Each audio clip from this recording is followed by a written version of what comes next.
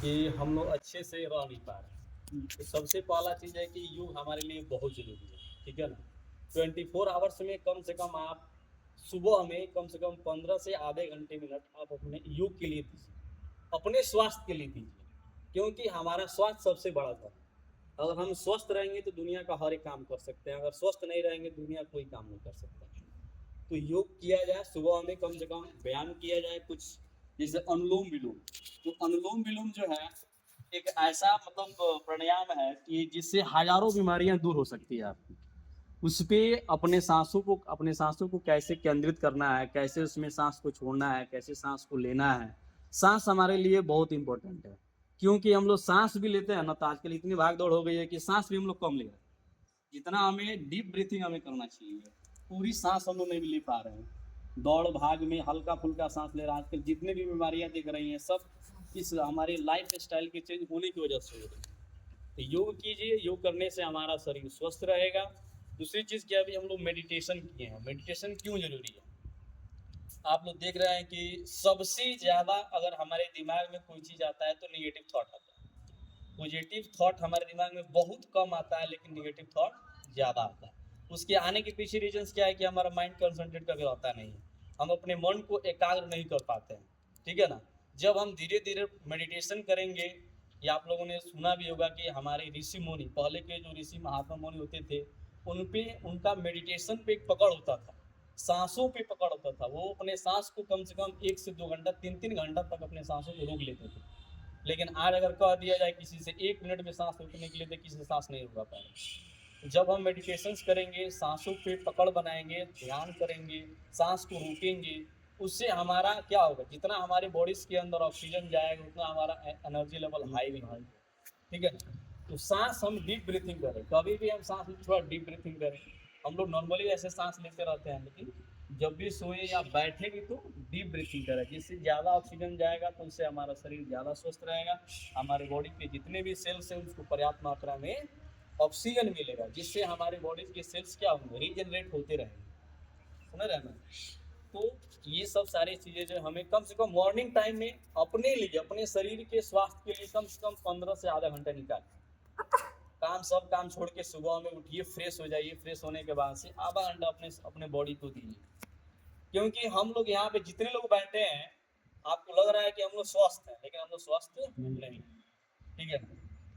अभी मान लीजिए ऐसे बैठे हैं, किसी को अभी किसी को स्टमक में पेन हो जाए, कुछ हो जाए, ठीक है ना, लेकिन हमको पता नहीं है, हमें अपने बॉडी के बारे में पता नहीं कि हमारा कौन सा अंग जो है इसमें खराब हो रहा है। जब वो बीमारियां 90% तक चली जाती है, तब हमें पता चलता है कि वो तो किडनी में प्रॉब्लम है, लीवर में प्रॉब्लम है, समझ रहे ना, पेनक्रियाज डिसऑर्डर है, कई तरह की सारी प्रॉब्लम्स हो रही हैं, ठीक है ना?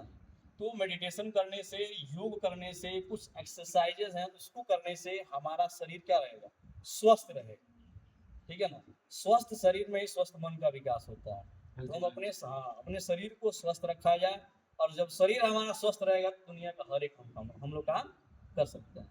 दो, एक चीज इंपॉर्टेंट है, सबसे पहला काम क्या है, स्वास्थ्य। हमारा स्वास्थ्य अच्छा होना चाहिए। स्वास्थ्य जब हमारा अच्छा रहेगा तो हम हर काम कर सकते हैं, ठीक है? मेडिटेशन कीजिए, अनुलोम विलोम कीजिए, कुछ प्राणायामे है, कुछ आपके जैसे शीर्षाभिमुख सूर्य नमस्कार, सूर्य नमस्कार में उसमें सारा सारा आसन आ जाता है सूर्य नमस्कार में, ठीक है ना? सूर्य नमस्कार सुबह में उठ के कम से कम 5-10 मिनट कीजिए, उसमें हर एक आसन आ जाएंगे, जितना 12-13 प्रकार के आसन होते हैं सारे उसमें आसन आ जाएंगे। योगा है उसका उसका मतलब हमें ध्यान होना चाहिए, उसका नॉलेज होना चाहिए। और काम हो या ना को, कम से कम सुबह में उठ के 10 मिनट सूर्य नमस्कार कर लीजिए, सूर्य आसन कर लीजिए, उसमें सब योग आ जाए, सारा योग आ जाए, ठीक है ना? उससे हमारा शरीर स्वस्थ रहेगा। मेडिटेशन अभी हम लोग कर रहे थे, उसमें थोड़ा भूल गए कि मेडिटेशन में या तो निगेटिव थॉट आ रहा है, क्योंकि हम लोग निगेटिव थॉट ज़्यादा सोचते हैं, पॉजिटिव थॉट तो सोचते ही नहीं है। जब हम मेडिटेशन करेंगे, ध्यान करेंगे, देखिए अभी आप लोग ध्यान कर रहे थे ना, तो आपके दिमाग में तमाम तमाम तरह के ख्याल आ रहे होंगे, लग रहा है कोई इधर से कुछ आ रहा है, कोई इधर से कुछ आ रहा है, कोई इधर कुछ आ रहा है। लेकिन अगर इसका धीरे धीरे हम लोग प्रैक्टिस करेंगे तो धीरे धीरे हमारा ध्यान क्या होगा, एकत्रित होगा। ये हमारा, ये यहाँ पे देखिए, ये है पिट्यूटरी ग्लैंड, यहाँ पे पीयूष ग्रंथि होती है, ये बीच सेंटर पे, यहीं से हार्मोन का सिक्रेशन होता है, और ये इसी को हम कंसंट्रेट करते हैं। जब इसको हम कंसंट्रेट करेंगे ना, तो हमारे बॉडी में हर एक तरह के हार्मोन्स का रिलीजन होगा। जब ये रिलीज होगा हार्मोन्स, तो हमारे बॉडी के हर एक सेल्स में, हर एक चीज में वो काम करेगा, समझ ना? तो इस पे फोकस किया जाए।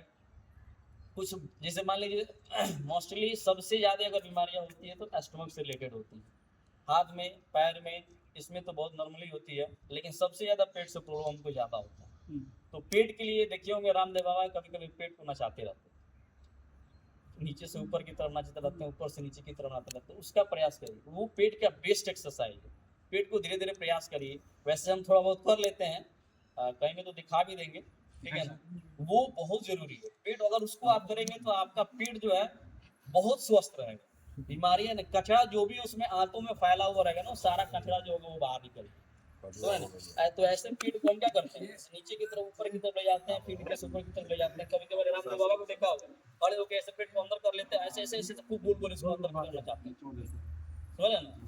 तो इसको किया जाए, ये भी पेट के लिए बढ़िया है। और एक होता है देखिए, सांस को अंदर की तरफ खींचना है, ऐसे करने से अगर आपका ये तूंद बाहर अगर किसी का निकला हुआ है तो धीरे धीरे अंदर हो जाए, तो इसको करने से ये हमारा जो है अंदर चलेगा। इवन 1 महीना अगर आप इसको कर दीजिएगा ना तो बहुत अंदर चला जाएगा आपको। इसको भी करिए, पेट अंदर होना चाहिए। फैट हम लोग के बॉडी में बहुत ज्यादा जम जाता है, फैट का हमारे बॉडी में कोई ज्यादा यूज नहीं है। मोटे लोगों को देखते होंगे, खास जितने भी मतलब ज्यादा हैवी लोग जो होते हैं, जिनका वजन जो होता है 100 से ऊपर भी होता है, समझ रहे हैं ना। नहीं, हमारी सिर्फ नहीं कह रहे हैं, क्रिकेट कह रहे हैं, ठीक है ना। तो बॉडी से फैट निकालना बेहद जरूरी है, समझ रहे हैं ना। जितना चाहिए हमें बॉडी में फैट, उससे एक्स्ट्रा हुआ है तो उसको निकालिए। रोनाल्डो का आपने नाम सुना होगा, रोनाल्डो जो फुटबॉलर, ठीक है ना, रोनाल्डो उसके बॉडी में फैट जो 0.5% फैट है, पूरे अपने शरीर का पूरा फैट ही निकाल दिया। उसका बॉडी देखिएगा तो एकदम एकदम जैसे स्टील की तरह उसका बॉडी एकदम मस्त पुष्ट है।